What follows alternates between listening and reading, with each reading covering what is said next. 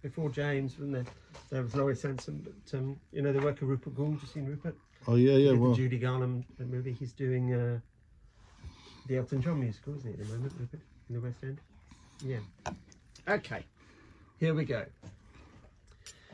If you go to Royal and Derngate, especially to the Royal, for the best part of a decade, you will have enjoyed the work of James Dacre. As artistic director, he picked up the Made in Northampton baton and took it somewhere else. His last production is to be Unexpected Twist, Michael Rosen's Unexpected Twist, from the 11th of February, then off on tour into the spring. It'll need music. That'll come from Conrad Murray. Hi, Conrad. Yo, how's it going? Did you know much about Northamptonshire before coming here and its theatre heritage? I didn't know anything. I'm embarrassed to say I didn't know anything. No. It's amazing, isn't it? Because we think here that it's so amazing that what they do, send out around the country from out of London, is terrific, because there is this industry thing that it's London or nothing. Yeah. It's not true, is it? No. Being here and I'm finding out about how many shows have like done well and blown up, and like the influence is pretty amazing. But living in London, you kind of get like caught up in the kind of bubbles, basically. Where was home growing up then? Mitcham, so southwest London. Yep. Yeah. And if you type in Twitter, your name, not in Twitter, if you type in a search engine, your name, Conrad Murray, well, first name that comes up is Michael Jackson's Doctor. So we'll move away from that. Yeah. And then up comes beatbox. Yeah. And that is your amazing art form, isn't it? Yeah. Basically making vocal sounds from the mouth and fusing that with other art forms, or beatboxing in itself, and then mixing it with other things to kind of create performance. Now, it was already, I'm guessing, in existence when you were born. It wasn't for me. It came, I was born in the 60s, and so beatboxing wasn't around. So this was something you were born into. It was all around you growing up, was it? Rap and part of like the hip-hop culture. Originally people would beatbox because their batteries run out on their stereo, and they'd be like, yo, we can't dance no more, we can't rap no more. Yo, who can do a beat? And apparently someone was this legendary figure in the corner, was just like, and everyone just carried the party on, carried the vibes on, and it kind of started from there. It's amazing. And your social worker told you to get into theatre? Basically, yeah. Because I would tell her kind of like the performance and like what I wanted to do. I like singing and listen to music, and like I like watching performance. And she was like, maybe this is a way to like kind of express yourself, and that's kind of how she told me about the Brit School in Croydon, which I wouldn't have known about that, and kind of like helped me do that, and it kind of changed my life really. You went to the Brit School? Went to the Brit School, yeah. Now that's amazing, because when that started, I assumed that it would be like kids from Fame, from my vintage, you know? Yeah. And then you look at the people who've come from it. It's a proper launch pad, isn't it? It is, yeah. Like a lot of people think that it's like kind of posh kind of place, but actually, a majority of the kids that go there, quite a lot of them are on free school meals. A lot of them are kind of like global majority. Which I am. My dad's Indian. Like I grew up in a council estate. I would never have seen a piano or instruments before. So the kind of image of it is quite wrong. Like there are private lessons for people, other kids and stuff to have, but the Brit School is good for people that you'd never have that access before. So it kind of fuses. Also, what that does is like for the artists, you come from different backgrounds. So when you fuse that with like art and stuff, you get different outcomes. So that's why it's quite a special place, really. It takes away barriers, doesn't it? There are no boundaries, are there? No, definitely not. Like between people and in art, you can do anything from anywhere. Yeah, and you get to learn about other people, and kind of makes it more a balance for you. I wish that experience more people could have it, really. So the first time you went public and performed to people would have been when and what? The first time I performed, well, it's actually when I was like 5. So like as a kid, I guess my parents were kind of like, if we're going to be rich, because my mum's a bus driver, it'd be like, you either got to become a boxer or you got to become famous. So, I wasn't very good at boxing, my brother.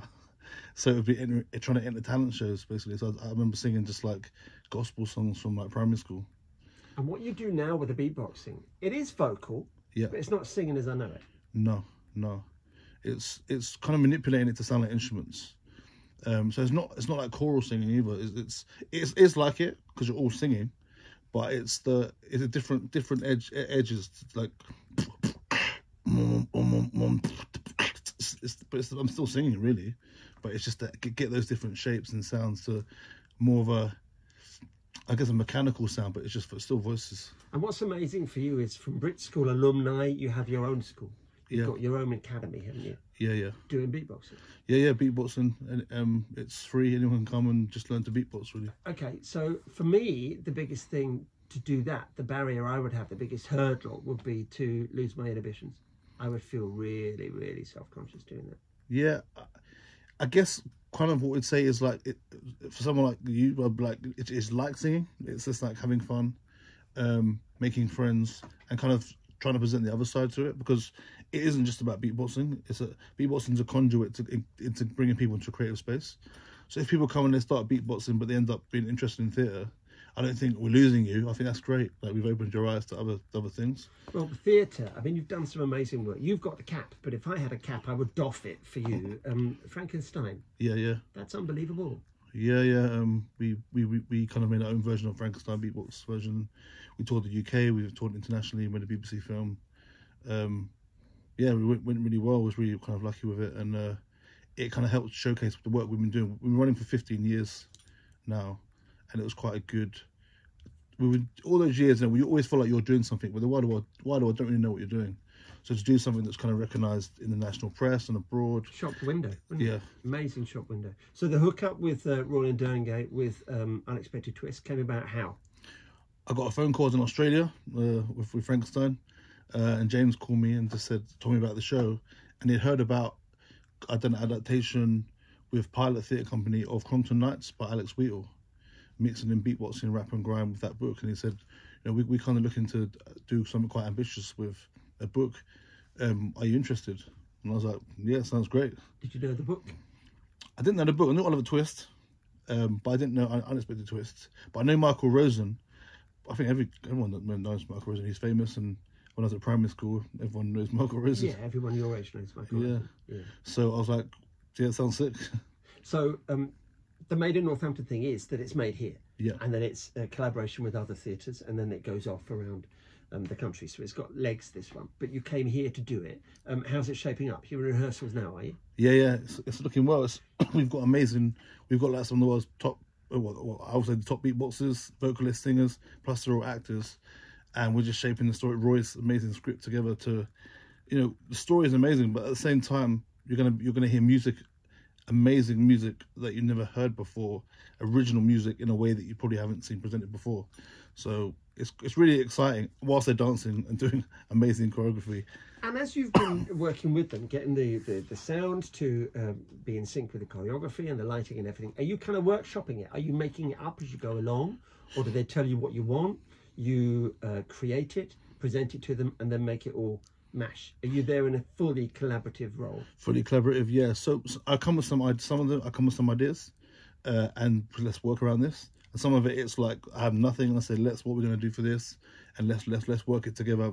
I think we need this kind of tempo. Let's try a beat out, and people put lyrics in there. People add it together, and we build it all sonically together. So it's both things. Some of it I come with some stuff, but I still let people have an input. But also some of it is just like fresh in the room from nothing and building it and working it together. You might be a genius, I don't know. How's your mother? Is your mother happy with the fact she can leave the buses behind now? She still drives a bus. That's what she does. Yeah. My Uncle Charlie was a bus conductor in London. Yeah. So, it's fine work. It is fun. You know what? My first job was a bus conductor. Was it? It was a bus conductor. That's what I wanted to be. Yeah, my Uncle Charlie, I was given a conductor's uniform outfit when I was 3 years old. That's pretty cool. Little tickets. You had I mean, now I wouldn't be ticketed, would it anymore? But you'd have a little silver thing. I had the silver thing when I finished school. That's what I used. I got quite an affinity for bus people because a lot of my family and stuff are all bus people and train people. Too, and there's responsibility. It's only now when you look back, because you just used to get on a bus, didn't you? Yeah, It would take you from A to B. But now you look at it, it's like 2 levels. You're driving like a moving house full of people. And it's quite, you're in charge of those people's lives and their jobs and whatever dream they got today to get somewhere on time. I'll big up to bus drivers, man. To bus drivers and to beatboxers. Yeah, never done it, Conrad. Yeah. Never done it. Take me back to basics. Okay. So don't humiliate me too much. No. So we're going to get warmed up a little bit first, quick to start us off. Do I need water? Maybe, yeah. Have a little sip. Yeah. So I want you to repeat after me. Can you just say, boom? Boom. And they're going to do it with a bit of energy. Boom. Boom. T. T. Clap. Clap. Boom, T, clap. Boom, T, clap. Okay, what we're going to do is we're going to take the vowels off, the the e, and the a. Bu, to, e, cla, a. We're going to take them off to make the sound. So we start with the boom, and we take the off. We're going to go. Good. That's our kick drum. And if you want to add, if you find that you're not getting the right amount of volume or resonance, you might want to blow a little raspberry at the start of your sound. So. No, that's Ed the horse. That is. Hang on a minute. Do it again. Good. That's a lot tighter. So that's our kick drum sound. Yeah. So we said boom, T, cla. So we're now doing the T. T, which is a hi hat. We're going to take the E off. We're going to go. I love that you mime doing that. We're going to go.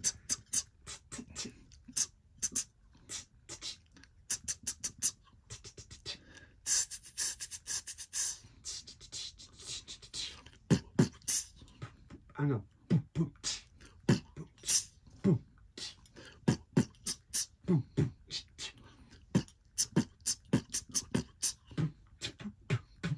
That was a tricky one. I gave you a tricky one. And you make this art. Like I say, genius, man. And genius. Do you want to know the third sound? Oh, we're still going. Yeah, we've got one more. Like an album, yeah, isn't it? We got one more. We got one more. We said boom, T, cla. We're going to take the a off. We're going to go. Okay, we're going to put our 3 different sounds together. So.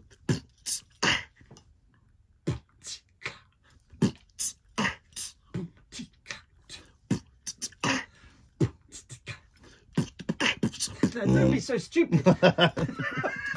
You don't teach someone the violin and give them a Stradivarius. What are you doing? Well, that's fantastic work. What's the gender split like for beatboxing? We do get a lot of girls, but it's mainly boys. What I'll say is that we get a massive turnover of boys, but the girls that come stay for a long time and actually progress and become really, really skilled. So what's the future? Not everyone can be Conrad Murray.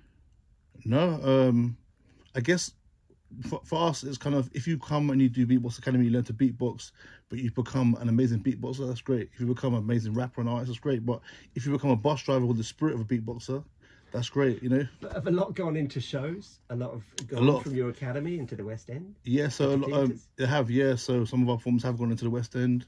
Some have gone into TV.